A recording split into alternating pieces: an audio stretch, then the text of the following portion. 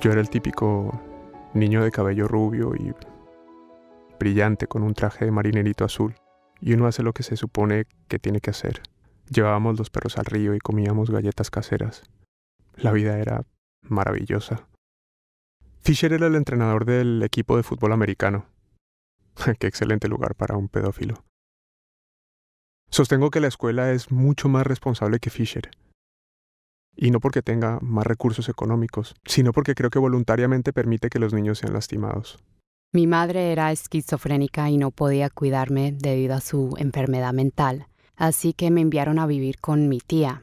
Mi tía era muy estricta en su disciplina. Yo crecí en la iglesia. Diría que mi familia empezó a ser muy abusiva físicamente. A los 4 años, algunos primos adultos que también vivían en la casa empezaron a abusar de mí física y sexualmente. Soy Margaret Hauser, soy una atleta que ha participado en 2 Olimpiadas y fui 3 veces medallista olímpica. De los 5 a los 7 años de edad, un buen amigo de mi papá empezó a abusar de mí. Iba a su casa regularmente para jugar con sus hijos y ellos venían a la mía. Así que era un hombre en el que confiaba, en el que mis padres confiaban. Mi papá iba y venía constantemente de Estados Unidos a Guatemala para mantener a la familia. En la comunidad latinoamericana solíamos vivir en grandes grupos familiares y cuando mi mamá salía a ir de compras con mis otras tías, dejaban a mis primos mayores allí con nosotros. Había un primo en particular, él estaba interesado en mí. Cuando somos niños, no pensamos en que los adultos nos vayan a manipular o a lastimar, ni nada de eso. Puedo decirles que cuando conocí a este hombre tenía dudas sobre él y sin embargo le permitimos que siguiera siendo parte de nuestras vidas y en parte se debía a que había una relación profesional. Él trabajaba con mi esposo en nuestra iglesia. Tenía una prima que solía venir y nos visitaba con frecuencia. Todo comenzó con pequeños incidentes que poco a poco se hicieron más graves. Me pedía que la tocara o ella trataba de hacerlo. El otro abuso comenzó alrededor de los 7 años. Mi mamá tenía un novio bombero que vivía con nosotras en ese momento. A medianoche él se metía a escondidas en mi habitación. Al principio yo pensaba que era un sueño.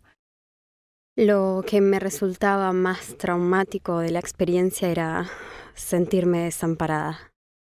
Le rogaba a mis padres que no me dejaran en esa casa, pero ellos salían el fin de semana y me dejaban allí para que me cuidaran. Sabía lo que iba a suceder y me sentía tan enojada y cuando todos iban a dormir, yo sabía que él vendría. Yo crecí en una familia de ensueño. Me decían la Miss América debutante. Fui la primera Miss América que subió con su familia al escenario.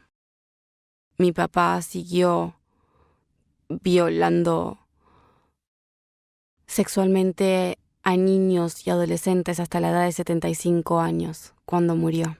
Se puede decir que yo era un niño normal. Lamentablemente para nosotros, mis padres no sabían que estaban dejando entrar a un pedófilo. De hecho, él era el hijo adolescente de nuestra niñera. Todavía no puedo decir qué fue lo que realmente pasó, salvo que me obligó a tener sexo con él. Pero aún no me atrevo a decirlo y no sé si alguna vez podría hacerlo.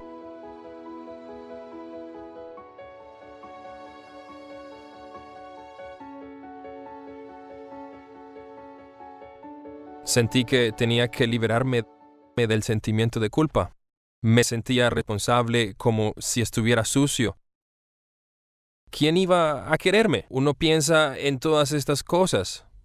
¿Cómo fue posible que alguien me lastimara así? ¿Valía yo algo? ¿Cómo fue posible que alguien me hiciera esto y me quisiera de algún modo? De seguro, no soy nada. Debido a esa situación, nació una profunda ira en mí, un resentimiento hacia los adultos, hacia los que me cuidaban, hacia las personas que estaban a cargo. Y no entendía que él no tenía derecho a hacerme esto. Tenía miedo de decirle que no a la gente porque sentía que si les decía que no, de todos modos lo iban a hacer. Me amargué, me distancié, estaba muy, muy enojada con el mundo. Después de ese momento sentí que no tenía otras opciones. Para nada soy quien ustedes creen que soy. Soy una persona muy mala. Me iba a suicidar. Sentí que me robaron mi virginidad, mi juventud. Ya no eres el mismo después de eso. A partir de esto, hay una parte de mí que puede dar amor, pero que tiene problemas para recibir amor profundo porque realmente siento que no me lo merezco.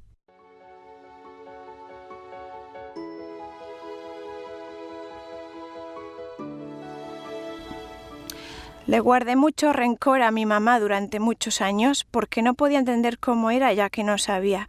No podía entender cómo era que ella no sabía que ese hombre que salía a escondidas de su cama para meterse a la mía. Mi mamá nos decía que un miembro de la familia se iba a mudar con nosotros a Estados Unidos porque necesitaba juntar dinero y estaba tratando de rehacer su vida. Y después recuerdo que regresé de la casa de la preparatoria y ese primo era el que me había violado cuando era una niña. Nadie fuera de la casa debe saber lo que ocurre dentro de la casa. Y es una creencia horrible, horrible. Esto llega a tal punto que frecuentemente se protege al agresor sexual solo para que la gente no sepa. Una noche oí que mi mamá venía por el pasillo. Él había estado en mi cuarto aproximadamente una media hora cuando de repente oí pasos que se acercaban. Pude oír el primer paso y luego el segundo paso, muy, muy lentamente. Y después el tercer paso. Y ella ahora estaba a casi 12 pies de mi puerta. Y esperé para oír otro paso. Fue un momento dramático cuando todo se detuvo para nosotros tres. Los tres sabíamos exactamente lo que el otro estaba pensando y sabía. Es la única vez que vi a mi papá con miedo. Él simplemente se detuvo y pensé que eso se iba a terminar, que ella iba a entrar y esperamos por ese dramático momento.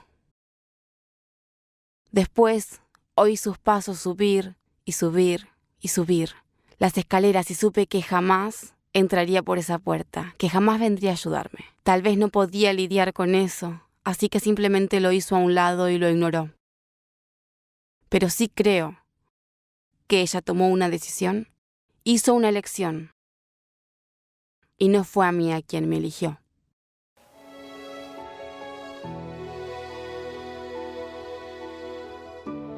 Cuando me iba de campamento, sabía que me iba a divertir mucho hasta que llegara la noche y él me obligara a quitarme la ropa y acostarme mientras me tocaba. Ella hizo que yo la tocara y por supuesto ella me tocó a mí y últimamente quería que la lamiera, así que tuve que hacer eso y lo hice. Ese es uno de los peores recuerdos que tengo, que había ocultado por mucho tiempo. Recuerdo que tenía 16 años. Él me tenía sujeta contra la pared y decía algo así como: te voy a enseñar algo que debí enseñarte hace años. Y trató de hacerlo otra vez. Hubo muchas ocasiones en las que él trató de obligarme a hacer cosas que no quería hacer. Me hacía ver vídeos pornográficos y trataba de obligarme a hacer las cosas que se mostraban en los vídeos. Ella dijo: tú dijiste que él te abría la fuerza. Ya te dije, mamá, que eso porque ellos están escribiendo que él me abusaba.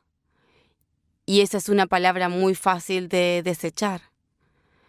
Si yo digo que él me abría la fuerza, lo cual sí hacía, es para que la gente lo visualice y pueda entender mejor lo que él me hizo. Miles de veces durante 13 años.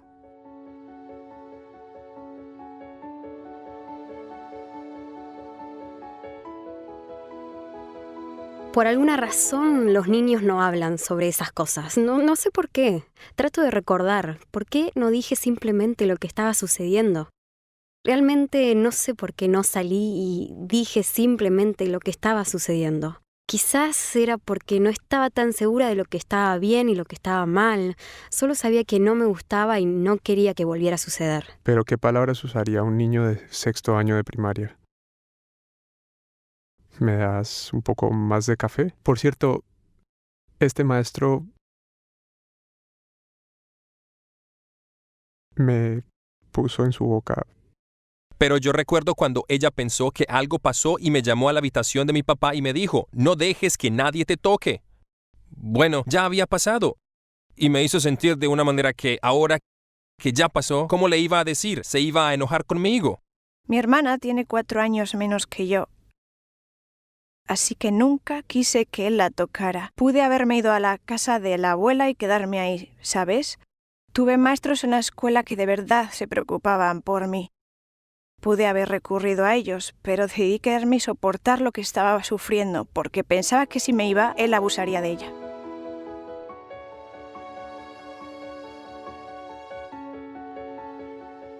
Y no era un tipo repulsivo con un sobre todo. Era el hijo de nuestra niñera.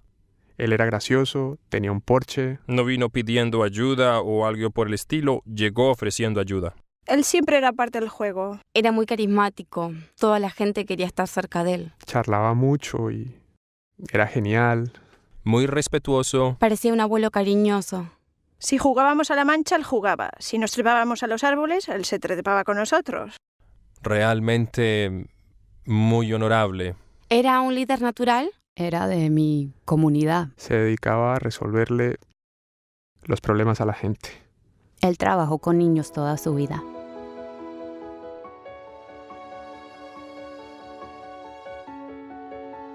Yo tomaba todos los días.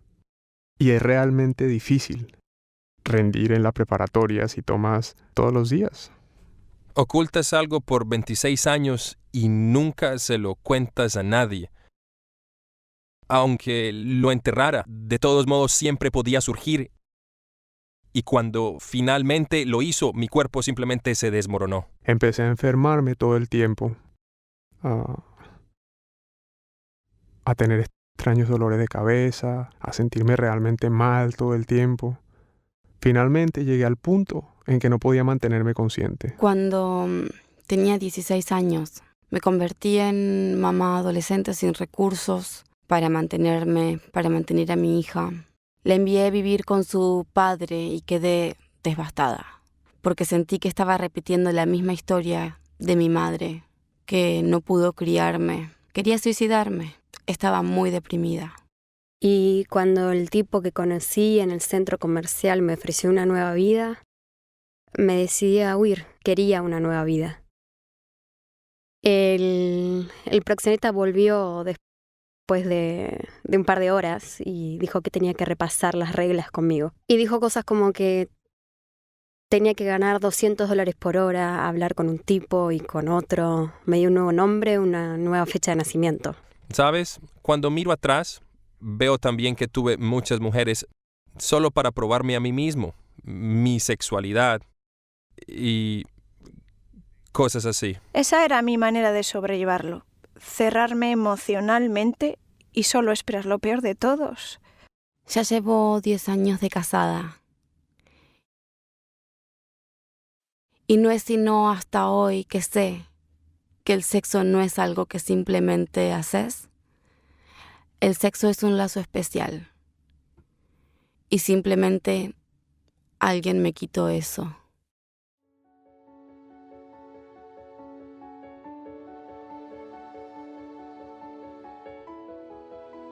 Por lo general, en nuestra cultura, les creemos más a los adultos que a los niños. Y tendemos a pensar más en el impacto sobre el adulto que sobre el niño. Pensamos en los trastornos de esta persona que dañó la vida, la carrera y la reputación del niño más que en el niño.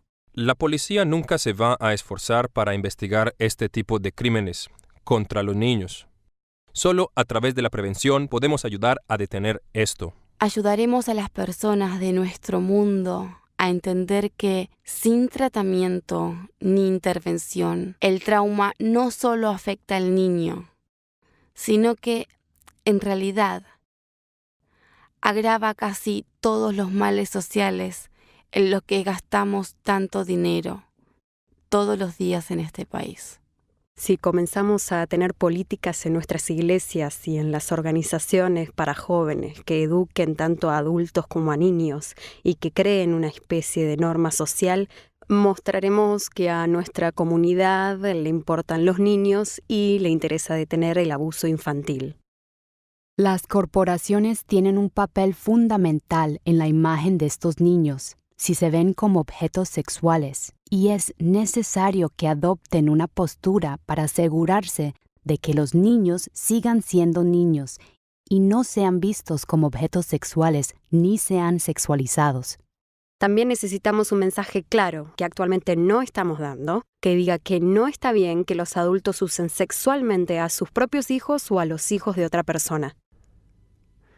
Esto pasa. El abuso existe, pasaba en 1950, pasó ayer, puede suceder y causar mucho daño. Usted puede detenerlo e interrumpirlo y así limitar el daño colateral. Volvamos a su pregunta original. ¿Por qué deseaba participar en esto? Si usted puede detener el daño colateral aquí, en lugar de hacerlo 18 años después, y logra salvar a un niño, su acción marcará una enorme diferencia. La gente no sabe cómo ese niño salvado afectará la vida de otras personas.